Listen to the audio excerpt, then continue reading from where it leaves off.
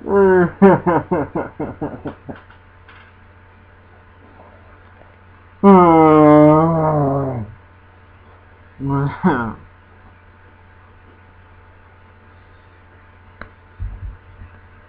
my review of the movie trailer for World War Z, the movie of the book by Max Books. And it's not good. It's good in a lot of ways, but it's not World War Z. You know, it's like the Silent Hill movie for me. It's a lot better if you don't relate it to Silent Hill. Or Doom 3. A lot better if you don't relate it to the other two Doom games. You know, I've changed a little some of the version, but I'll talk about that later. Some later date.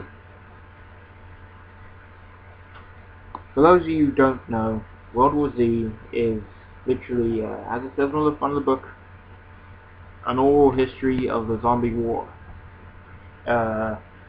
It's effectively a series of fictional interviews with survivors of the 10-year, you know, zombie incident, in which going from patient zero to the dead ruling the earth to the fight back. You know. Now, when I first heard there was going to be a movie, and that was a while ago because this has been in trouble with production, I was pretty excited about it because I thought a documentary zombie movie could really work well. Sure, there's problems like the fact that if you're interviewing characters, you know those characters are going to survive. It doesn't mean you can't add other characters who you can't guarantee the survival of, you know, and make you care about them, make you want them to survive. But it could have been done really effectively. However, well, yeah, the movie trailer didn't go that way. From the looks of the movie trailer, this is a singular story, a singular cinematic story running through that 10-year period. You know, maybe not all the way through, but you understand. Running within the events of World War Z. Now that's not a bad idea per se. You know, it would be, like I said, it would be very difficult to do things exactly as the book did it. You know, quite a few, only a few of the characters really pop up recurringly.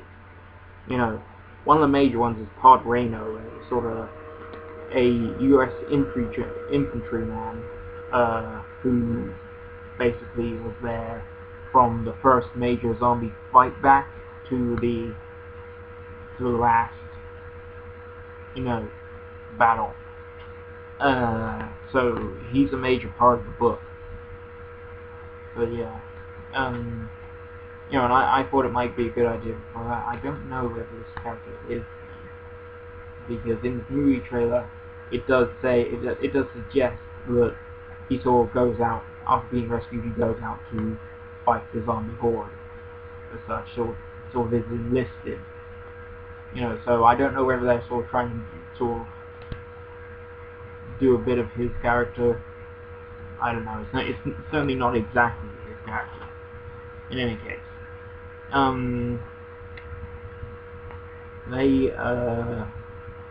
But yeah, you know, there's two major problems with the trailer. One of which is that there's no build-up. Now this could just be a poorly cut trailer, you know, in that it didn't show a build-up, but there was one. By this point, the trailer depicts a major zombie infestation of a American city, and you know, so by this point in the film, by this point in the book, there had been sort of warnings. There had been news reports. There had been scares. There had even been a false vaccine sort of profiteered on the market. But you know, so by this point they definitely would have heard of it. There should be some sort of. It wouldn't take much. Just show a news report in the morning, or show some of the characters even talking about it. You know, it's a big part of the book. One thing, it's all treated like yet another virus scare. We've had so many. We've had SARS, bird flu, swine flu. People just ignore it now. So it's a big part of the book that initially the zombie virus was ignored as another one of these scares that was just going to be scary for a little while, and then it was going to fade away into non-existence. Either somebody was going to die in the vaccine, or it was just going to disappear. Yeah. But this,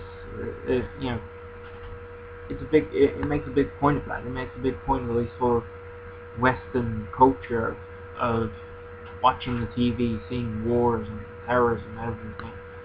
And even now, even after so many times have been proven wrong, so many terrorist threats, 9/11, 7/7 in the UK, the Madrid bombing.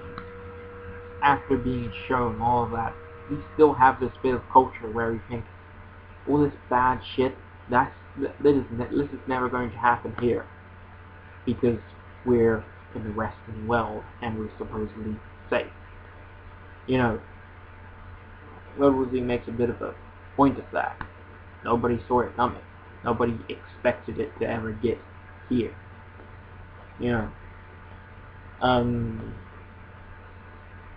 So I'll be really disappointed if the movie doesn't even try to make a bit of that. It sort of just it sweeps under the rug that there was nothing, and then there were literal crowds of zombies running in the streets, and a fucking dump truck.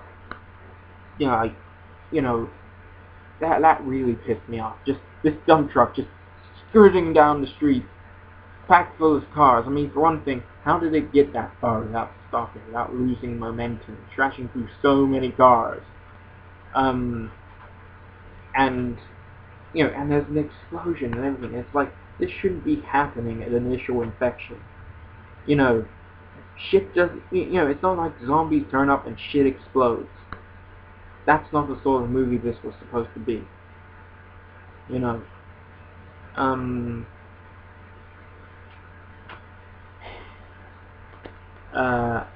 But the bigger issue here, because that could be a case of a poorly cut trailer. The bigger issue here is the CGI. Yes, CGI, lots of it. Mostly, out of the whole trailer, I saw a whole bunch of zombies, and only one of them was in makeup. The rest were CGI. Now, I understand this. They went for a big swarming thing with this. They went to show the effect of just shit tons of people. You see them simply tip over a bus with their weight. You see them near the end. You see like a pile of them, sort of like climbing up the side of a wall. They went for that big time. But for one thing, the major problem with zombies is that they are fast. Now, World War Z zombies were traditional Romero shufflers. You have to shoot them in the head. They are full-on dead and everything. They're not just infected. I would be really pissed off if the movie did that. Because there's a certain anti-psychological effect that comes from your enemy being dead, having large holes in them and still coming. That was one of the major things in one of the big scenes, the Battle of Yonkers, that made soldiers go nuts. They chucked huge bombs at them. They had zombies on fire and still coming at them. You know, that was one of the major psychological effects that plays in the novel, and I would be really pissed if it's not in the movie. And you know, and I understand the need for CGI in this case. I really do. Like I said, you see them doing some pretty insane shit. It would be difficult, nigh on impossible, to get that many people and also have it all set, health and safety checked off. You know that's going to be a problem.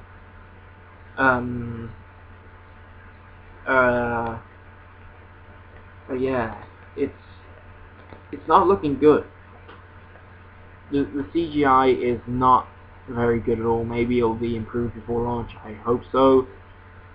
But this looks to be what they're going with, and it's not good. You know, it has potential to be a good zombie movie on its own. You know, but I can't look at it with the World War Z name attached to it. You know, if I do watch it, it'll have to be sort of putting myself in the mindset of renaming the movie, you know, in my mind, and not thinking of it as the World War Z movie, just thinking of it as a zombie movie. It could be fun. It could be, like I said, I mean, you know, the CGI may be terrible, but some of the scenes they showed in the trailer were quite striking. Like I said, the big, huge mountain of corpses building up this, like, huge wall. That was a pretty striking image. You know, they got some pretty good imagery here. You know, but not looking promising at all. Oh god. Someone stop them touching my books. Just make your own damn movies. You know, you want to have crappy CGI fast zombies, then make your own goddamn movie. Don't rip off Max Brooks. But yeah. This is in general just a bad day to be a World War Z fan. See ya.